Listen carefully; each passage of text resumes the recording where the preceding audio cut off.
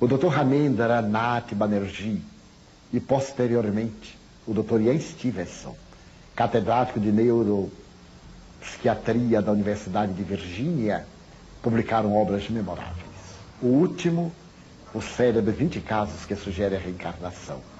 E Banerjee, que pesquisou quase 1000 crianças que se recordavam de terem havido antes, demonstram hoje, com as admiráveis provas conseguidas por Dr. Brian Weiss e pelos modernos psicoterapeutas transacionais, transpessoais, da psicologia com a alma, de que a lembrança de vidas passadas é uma prova evidente de que vivemos antes. A faculdade de falar idiomas que não estão em nosso código genético, portanto a xenoglossia, a glossolalia, o fenômeno das reencarnações manifestado nas obsessões, são unânimes os espíritos perturbadores a dizerem que estão cobrando dívidas de encarnações anteriores. Demonstram a realidade científica de que nós vivemos antes. Depois a chamada memória extracerebral, que foi estudada por Banerjee de uma maneira maravilhosa. Eu me recordo, por exemplo, de um fato que a mim me fascina. Um menino inglês de 8 anos, analfabeto, que era um excelente matemático, Sir Colborne. Sendo ele descendente de analfabetos, porque os camponeses na Inglaterra, até 1908, eram todos analfabetos. Ele não tinha nenhuma informação genética, não podia estar sendo objeto do inconsciente coletivo, detectado por Jung, para explicar às vezes o déjà vu, o déjà senti. Esse menino, no entanto, respondia a qualquer questão de matemática em alguns segundos. E submetido a um teste de coeficiente intelectual em Londres, o professor lhe pede para que ele dê, depois de uma larga discussão, a 16ª potência do número 8. E ele, sem titubear, responde em 3 segundos. É igual a 281 trilhões, 474 bilhões, 976 milhões, 710 mil, 656 unidades. E quando os professores foram operar, estava absolutamente certo. Pergunta-lhe então o professor de matemática, mas como você sabe? Ele diz, lembrando-me.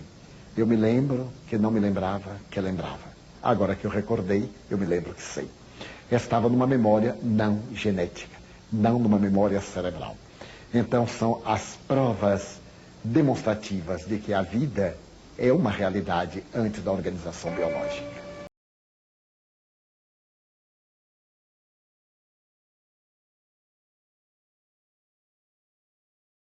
Acontecimentos que parecem indicar a ocorrência da reencarnação. A reencarnação é mencionada em diversas culturas do presente e do passado. Várias correntes religiosas, esotéricas, espiritualistas defendem a hipótese da reencarnação. Em 1320 a.C., o papiro Anana, o papiro egípcio, já falava a respeito da sobrevivência da alma e da reencarnação do espírito. Mas nem todos aceitam essa hipótese. A maior discussão acerca da reencarnação é uma velha pergunta filosófica. Por que tantos são tão miseráveis e tantos são tão bem-sucedidos? Por que é que tantos sofrem e tão poucos são felizes? Se não há uma reencarnação, e não haverá uma segunda chance daquele que sofre, daquele que é miserável, ter uma vida próspera e feliz? Será que somente aqueles que são ricos vão ter a oportunidade de ter uma vida de prosperidade? Essa é uma velha questão que todo mundo se coloca, todo mundo se faz pelo menos uma vez na vida, e naturalmente é um ponto que filosoficamente nos faz pender para a hipótese de que a reencarnação de fato deve acontecer. Um dos maiores pesquisadores do mundo nesse campo é o Dr. Ian Stevenson, da Universidade de Virgínia, nos Estados Unidos. Ele escreveu já diversos livros sobre esse tema, porém sempre tendo o cuidado de alertar ao seu público que ele está escrevendo sobre casos sugestivos de reencarnação. Ele, juntamente com um colega indiano, Dr. Ramendra Nath Banerjee, falecido em 85, juntos reuniram mais de 3.000 casos sugestivos de reencarnação de várias partes do mundo.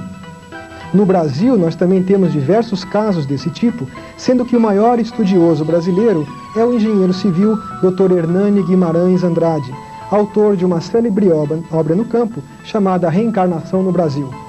O Dr. Hernani também reuniu diversos casos bastante interessantes, alguns dos quais nós teremos a oportunidade de mostrar em futuros programas.